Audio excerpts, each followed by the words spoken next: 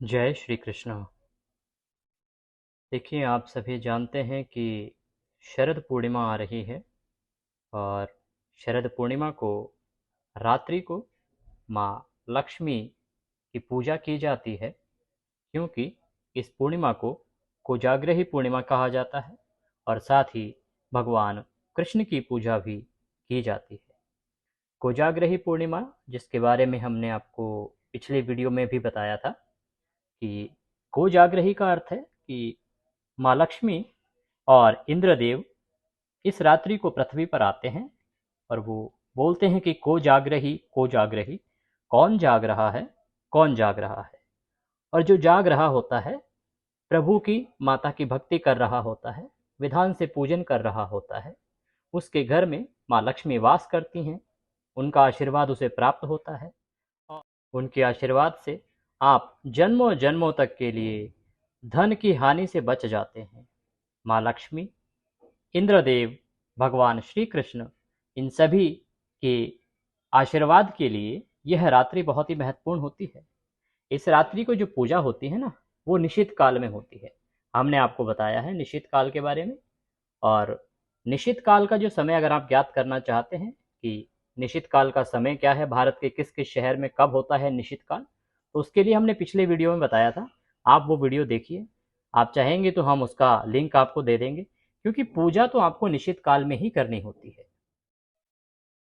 यहाँ पर हमने देखिए घी का दीपक जला रखा है पूजा के लिए।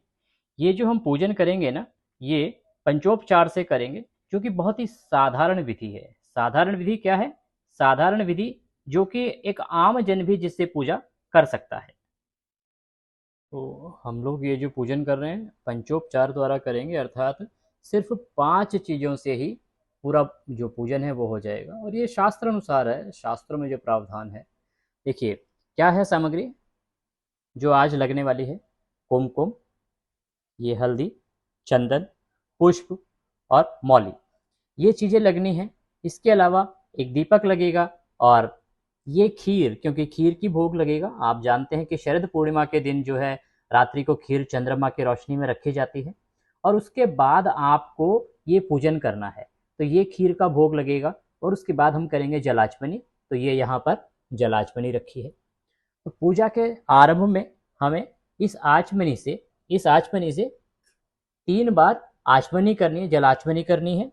आप 3 बार जब आचमनी करेंगे तो आपको 3 बार किसी भी भगवान का नाम लेना है, चाहे श्री हरि विष्णु लें, गोविंद लें, जो भी आप नाम लेना चाहें। 3 बार आप जल पी लेना और उसके बाद चौथी बार में आप हाथ धो लेना। उसके बाद अपने सिर पर आप तिलक लगाना चंदन से।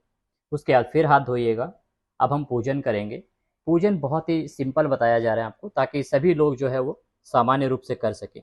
सबसे पहले आप गणेश जी को स्मरण कीजिएगा। ओम गम गणपतये नमः, ओम गम गणपतये नमः, ओम गम गणपतये नमः। इस प्रकार से गणेश जी को स्मरण कीजिए और पूजा की हम अब शुरुआत कर चुके हैं। पंचोपचार जो पूजन है, देखिए वो क्या होता है कि उसमें होता है 5 चीज़ों से पूजन। इसे कहते हैं पंचोपचार पूजन। और ये कोई मनगढ़ंत बात नहीं है, ये शास्त्रीय हम आपको तरीका बता रहे हैं। पंचोपचार में सबसे पहले चंदन होता है। तो आप सबसे पहले भगवान को चंदन लगाएंगे। भगवान को चंदन लगाएंगे। इसमें सामान्य जन को किसी मंत्र की आवश्यकता नहीं होती। आप सिर्फ और सिर्फ नमो नारायणाय, ओम नमो नारायणाय, ओम नमो नारायणाय, ओम नमो नारायणाय, ओम नमो नारायणाय, ओम नमो नारायणाय, ओम नमो नारायणाय, ओम नमो नारायणाय, ओम नमो नारायणाय, ओम नमो नारायणाय, ये मंत्र। क्योंकि भगवान का जो नाम है वो अपने आप में मंत्र है, इसीलिए। अब उसके बाद हम चरणों में, भगवान के चरणों में कुमकुम अर्पित करेंगे। हम लोग कुमकुम अर्पित करेंगे। मंत्र वही रहेगा, ओम नमो नारायणाय, ओम नमो नारायणाय, ओम नमो नारायणाय, ओम नमो नारायणाय, ओम नमो नारायणाय। उसके बाद तीसरी जो चीज़ है वो हल्दी है। वो आपको हल्दी लेनी है। हल्दी भी भगवान को अर्पित करनी है।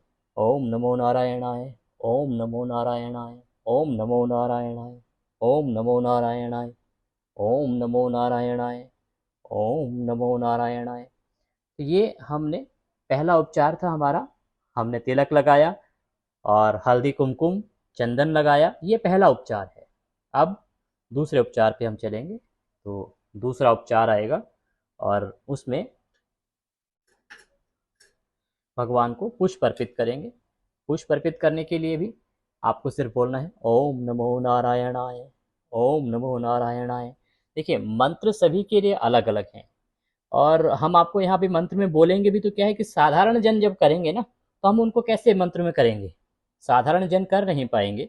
इसीलिए जिस विधि से आम आदमी भी कर सके, तो आप प्रेम से पुष्प अर्पित कीजिए। ओम नमो नारायणाय, ओम नमो नारायणाय, ओम नमो नारायणाय, ओम नमो नारायणाय, ओम नमो नारायणाय। ये हमने अब दूसरे उपचार से पूजन किया। तीसरे उपचार में भगवान को धूप दिखाया जा रखा है। तो धूप जो दिखाते हैं हम भगवान को, हमने यहाँ धूप जला रखा है। मंत्र आपको पता ही है, ओम नमो नारायणाय, ओम नमो नारायणाय, ओम नमो नारायणाय, ओम नमो नारायणाय, ओम नमो नारायणाय, ओम नमो नारायणाय, ओम नमो नारायणाय। चौथा उपचार, उसमें हमें दीप दर्शन कराना होता है। तो इसमें आप ऐसे भगवान को दिखा दीजिए, ओम नमो नारायणाय, ओम नमो नारायणाय। ये माता को आप दीपक दिखाएंगे, ओम नमो नारायणाय, ओम नमो नारायणाय, ओम नमो नारायणाय।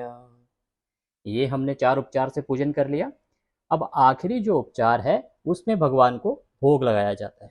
तो भोग लगाने के लिए हमने खीर जो है पहले से ही रखी है हमारे पास, उस खीर से हम भोग लगाएंगे। और ये जो खीर होगी ना, ये खीर वो रखनी है आपको जो हमने चंद्रमा की चांदनी में रखी थी। चंद्रमा की चांदनी में हमने खीर रखी है और उसके बाद हम इसको लेके आए हैं भगवान के लिए।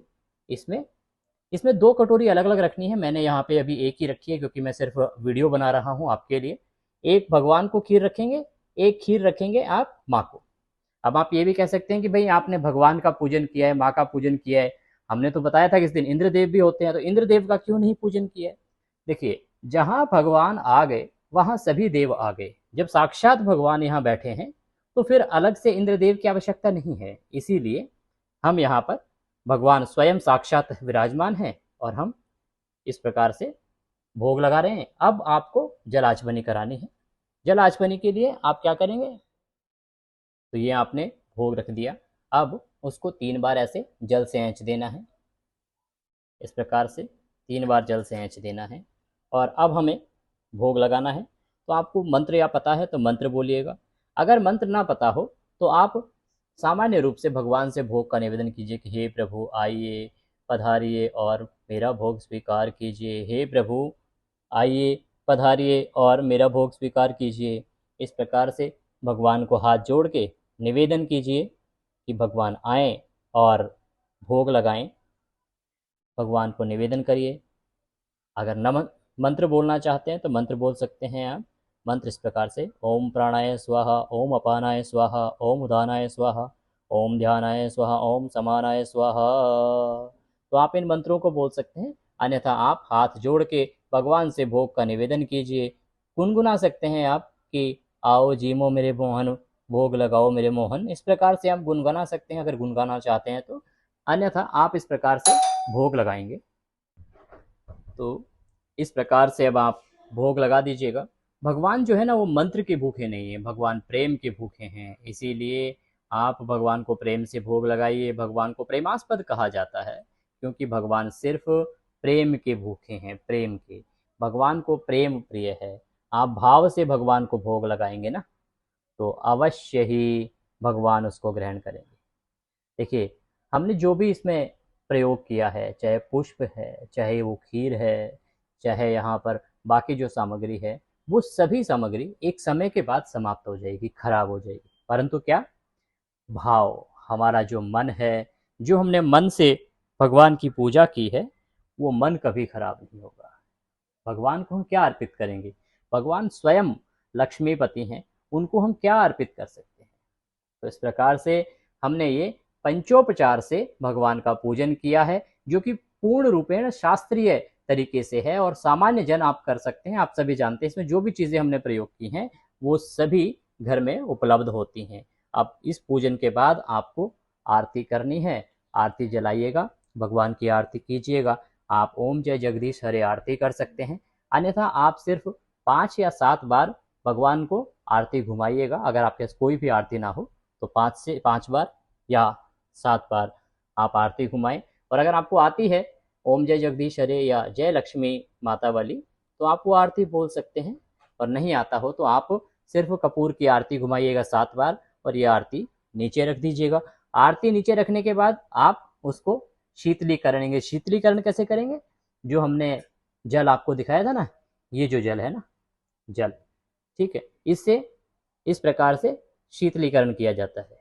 शीतलीकरण किया जाता है और उसके बाद भगवान को आरती देंगे, माता को आरती देंगे, भगवान को आरती देंगे।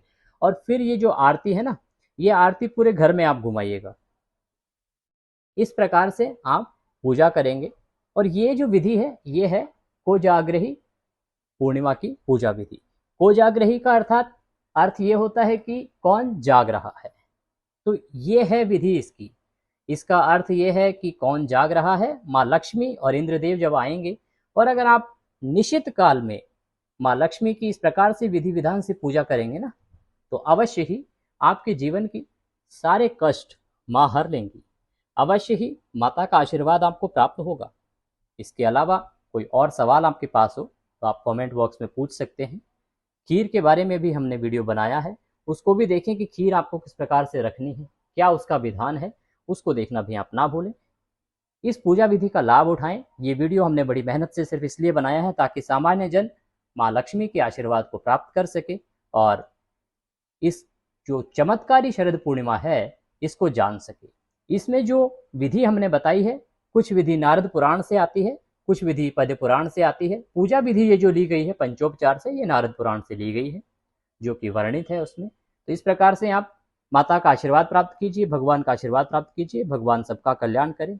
आप कृपया वीडियो में अवश्य कमेंट करें। जय माता दी, जय श्री कृष्ण। और फिर से मिलना चाहते हैं, अच्छी जानकारी प्राप्त करते रहना चाहते हैं, तो कृपया जाते जाते चैनल को सब्सक्राइब करते जाइए। भगवान सब पर मेहरबान रहें, भगवान का सभी को आशीर्वाद प्राप्त हो और सबका कल्याण हो। जय श्री कृष्ण। यदि दक्षिणा आदि भेजना चाहते हैं तो स्क्रीन पर नंबर और QR कोड आ रहा है, उस पर भेज सकते हैं।